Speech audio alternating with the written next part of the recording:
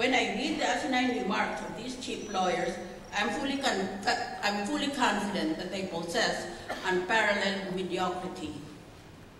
Kaya ako nakaka-answer tuloy. Narinig, my client enjoys the presumption of innocence. Intindihan ba nila what is the meaning of presumption of innocence?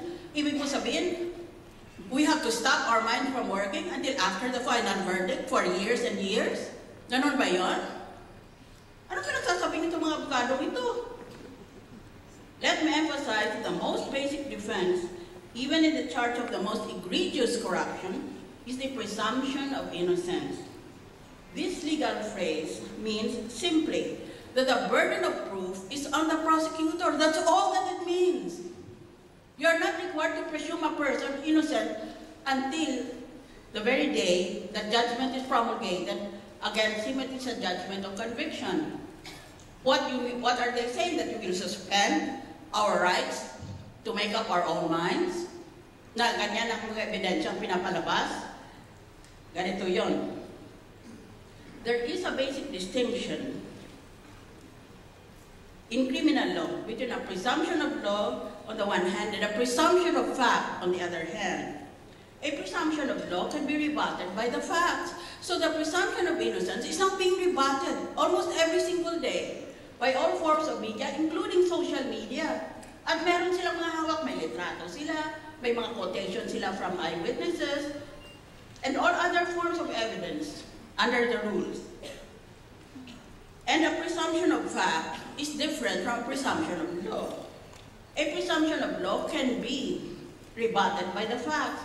Presumption lang yan eh. Hindi naman ibig sabihin, may batas na hindi tayo pwedeng maniwala na masama laban sa kanya, maski lahat ng ebidensya ay pinalabas niya. A presumption of fact can be rebutted by another, stronger fact. So, kung mukhang may sala itong tao, may buong karapatan siya na magbigay din ng kanyang sariling ebidensya, anuman ang forma ng ebidensya niya. Video, radio tape, camera, still or video, documents, particularly those official in nature, testimonies by eyewitnesses. Lahat ng yan. Pag may ebidensyang pinalabas, ganito yan. Pag official ka, may presumption of innocence.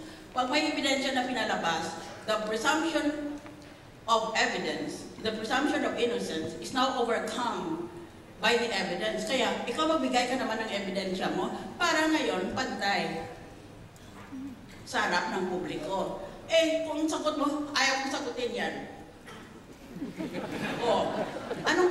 What conclusion do you expect the public to make?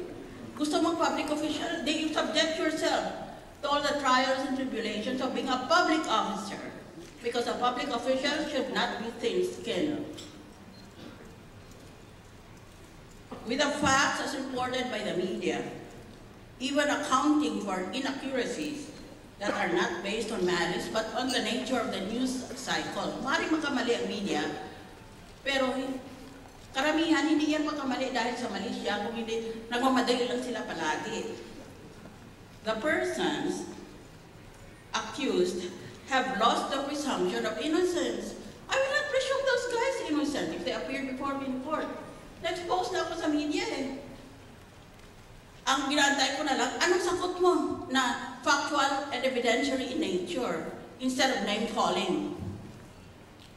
We are no longer dealing with the burden of proof, but with the burden of evidence. Yan ang gusto kong ituro sa mga abogadong ito. Tumigil na nga sila. Dahil exposure to stupidity makes me sicker of cancer. We are no longer dealing with the burden of proof, but with the burden of evidence. May dalawa yan eh. Burden of proof means the accused is presumed innocent, and that is why it is the duty of the prosecutor to first present his evidence. In the sequence of trial, it is the prosecutor who presents evidence first, and then it becomes a turn of the defense to present defense evidence. And from all these two sides, the judge then makes up an educated mind. Pero burden of proof, as I said, means only that the burden of evidence falls on the prosecutor. Siya kailangan mauna. Naninira ka paglabas ka ng ebidensya mo. That is the burden of evidence. Ngayon, may tao ito, presumed innocent. May ebidensya ito, nakakasira. Kaya, dahil may ebidensya na siya, ito naman kailangan may ebidensya din. That is the so-called burden of evidence. Presumption of innocence is simply sa umpisa yun. Pero pagkatapos niyan, then naging burden of evidence yan, palit-palit yan between the prosecutor and the accused. While the trial progresses, after the presentation of facts by the prosecutor, the burden of evidence now shifts to the defense. After the defense presents its case, the burden of evidence again shifts to the prosecutor. Thus, the burden of evidence shifts between prosecutor and accused in the course of the trial. Palit-palit yan Kung sa ebidensyang pinipresenta nila kasi hindi lang naman direct presentation of evidence yan Meron pa yung rebuttal, meron pa yung rebuttal, and so on. Sigun lang, sa kung nangailangan ng perang abogado mo, haba ng haba. Gusto niya.